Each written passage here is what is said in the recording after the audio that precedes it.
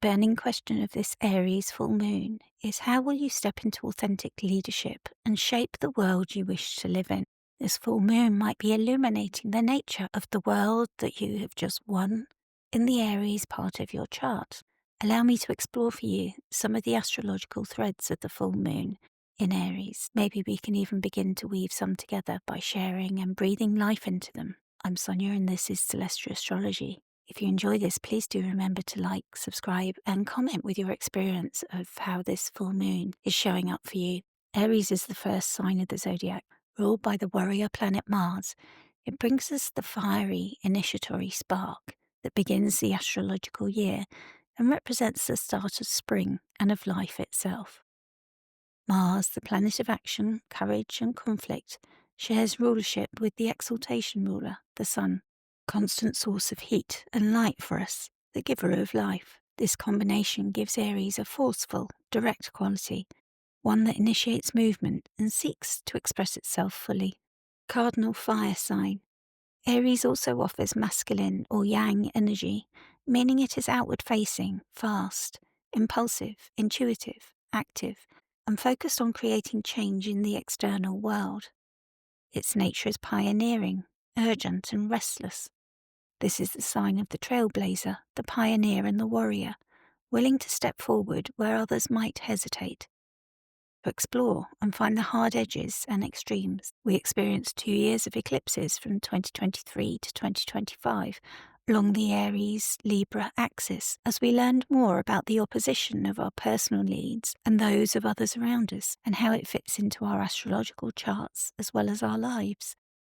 This is the first lunation which isn't eclipsed since those years, our first chance to see more clearly and to begin to integrate those changes into our lives. Every full moon can be a moment of culmination, illumination, or revelation.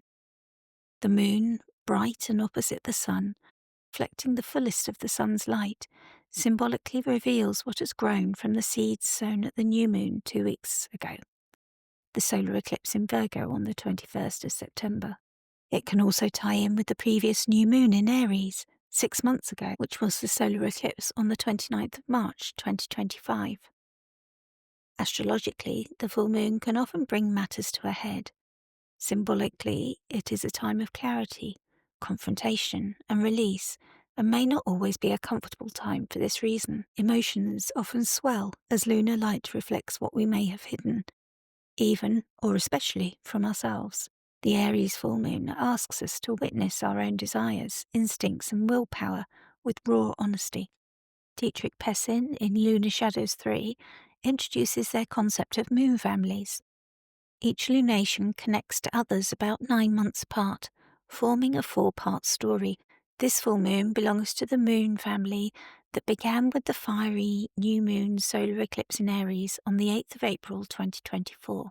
The first quarter arrived on the 6th of January 2025 at 16 degrees of Aries, and now we meet the full moon on the 7th of October 2025. The final chapter will be told at the last quarter on the 7th of July 2026 at 15 degrees of Aries. For those with planets or angles within 12 to 22 degrees of the cardinal signs, that's Aries, Libra, Cancer or Capricorn, this is more likely to be impactful. Make a note of the dates, or check back in your journal or photos to see if the new moon and first quarter moon dates tell you the first parts of the story. Themes that began around April 2024, perhaps with sudden clarity or disruption due to the eclipse, are now reaching visibility. Something seeded then is ripening, and you may be at a turning or a pivot point. Once you reach July 2026, the consequences and integration will be clear as you prepare to release what you no longer wish to carry forward. Also, those with prominent Mars and Sun, for example as their Lord of the Year or ruler of their solar return ascendant, or if you have planets or angles in the fire trilogy at those degrees, Aries, Leo and Sagittarius, may also be able to identify this story unfolding. You may now feel the urge to review decisions or pivot towards a goal initiated in April 2024. Do you know what house Aries is in for your natal or birth chart? This will tell you more about what themes might arise.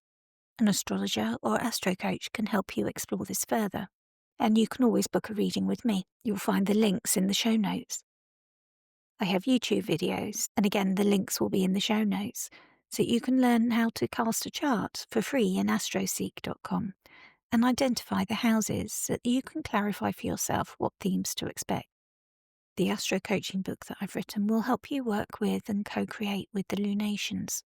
You can use the link to purchase it at low cost, or you can download it for free when you upgrade your Substack subscription to paid and financially support my work. The subscription is low cost, it's the lowest level that Substack allows, and because I know things are tight, I've thrown in an Astrology Readings discount too. You'll be invited to join our live monthly Zoom Q&A meetings, and you can also ask horary questions by donation. Back to the decan of Aries 2, the Crown. This full moon falls in the second decan of Aries, ruled by the sun in both Chaldean and Triplicity systems. This is a place of radiance, as the sun rises higher in the sky, where questions of authority, recognition, and sovereignty arise. Austin Coppock names this decan the Crown. He writes that the focus point of this decan is the world that emanates from an individual, and that it results from the qualities which they choose to embody. His guidance is that if we can be conscious and intentional in our words and actions, in this place we have an opportunity to create something truly beautiful and beneficial. Kira Ryberg calls it elevation and discusses how yes men often materialize around a strong leader. This makes it important to be fully aware of the true value of an idea or vision born in this decan. Both astrologers point to themes of rulership, power, and the responsibility that follows achievement. The Wild Way Oracle card for this decan is titled Take the Lead. Its keywords are sovereignty, personal power, and shaping your world. In the card, we see a bear in the woods, sitting comfortably on his rocky throne and wearing a crown. The bear has won and claimed its territory. The question now is, how will you govern it? Will you lead with integrity and vision, or will you dominate without care for consequence? Where might you be facing these questions and decisions in your own life? The sun's rulership here insists that we shine authentically, but also wisely, being accountable and responsible for what we are creating. Bear guides us. It is time to tap into the authentic power that lives inside and create a world of your making. The tarot card linked to Aries 2 is the Three of Wands. The Rider-Waite version of the card shows a richly dressed figure standing on high ground. Their body is turned away from us, looking out on a body of water where we see ships coming and going. This card speaks of the responsibility of the leader, the foresight, vision, and expansion. The figure has taken the first steps, but now they look to the horizon with expectation. T. Susan Chang writes, if one acts in good faith, one can hope that that faith will be reciprocated. She notes that tyrannical and unjust leaders may also be found here, as well as the benevolent, thoughtful, and visionary. It is a moment of leadership, of considering how to extend influence and build upon what has already begun. The card asks us, what future are you envisioning, and how will you prepare for it? T. Susan Chang develops this further in Dreaming the Decans. One green limb steps from its seed. Who, I ask, is fit to lead? What motives shall the sun ignite? Straighten up, friend, and fly right. Embrace the virtue of a plan. Otherwise, do what you can. Once burned, twice shy, and thrice forgiven. Make the world you wish to live in. Poetry of this decan reminds us that leadership requires both planning and responsibility. It is not only about who wears the crown, but also about wearing it well. The astrological conversation. The moon is ruled by Mars, who is feeling strong and fully resourced in Scorpio, its home sign. Mars has full dignity here, having just entered the Scorpio second decan of the sun, acting with intensity, clarity, precision, and depth. Mars has no direct line of sight to assist the moon with direct rays of light. However, as the moon and Mars are in Mars-ruled signs, Scorpio and Aries, through liking girding, there is support for mutual goals from the ruler Mars. Mars is co-present with Mercury. The warrior and protector of the realm now joins forces with the messenger, sharpening words and strategies. The moon is also co-present with Neptune, adding a layer of mystery, confusion, idealism or illusion. This can blur clarity, but also open pathways to inspiration and compassion. Chiron is also in Aries, reminding us of the wounds we may have faced when we previously travelled our own path. The difficulties of owning our inner warrior and our own pull for freedom and exploration. You may be reminded of these wounds or offered an opportunity to help others experiencing similar difficulties at this time. The luminaries, the Sun and Moon, are forming a T-square with Jupiter in Cancer. Jupiter exalts in Cancer and is in the Moon's Deccan as well as being ruled by the Moon. So all of Jupiter's normal significations are lit in a lunar landscape. This suggests that wisdom and generosity can also inform the fiery drive of this Aries lunation as Jupiter transits Cancer. The T-square demands we take action to create a balance between personal desires and needs, partnerships and the needs of others, and our own need to protect and grow.